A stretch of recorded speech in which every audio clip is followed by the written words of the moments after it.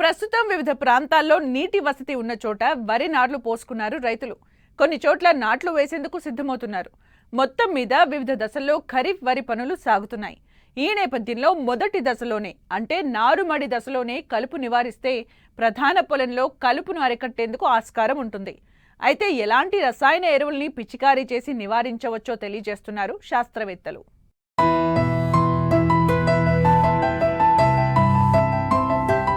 వరి సాగు పనులు ముమ్మరంగా జరుగుతున్న కాలమిది. 2 తెలుగు రాష్ట్రాల్లో ఇప్పటికే చాలా చోట్ల నార్లు పోసుకున్నారు.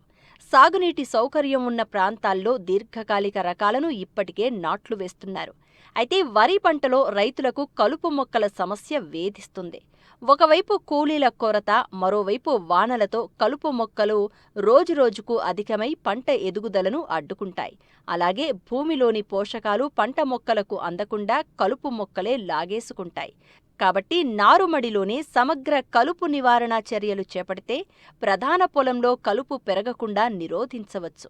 తద్వారా కూలీల ఖర్చు, రసాయన ఎరువుల ఖర్చు మిగిలిపోతుందంటూ సమగ్ర కలుపు నివారణ చర్యల గురించి తెలియజేస్తున్నారు ప్రధాన శాస్త్రవేత్త డాక్టర్ దామోదరరాజు. నారు పెరిగిన తర్వాత నారు పైన కొట్టే కలుపు మందులు అందుబాటులోకి వచ్చినాయి.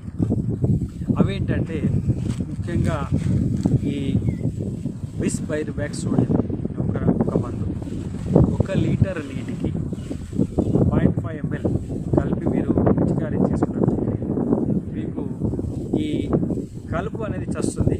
వరిలాగా ఉండే కలుపు చస్తుంది.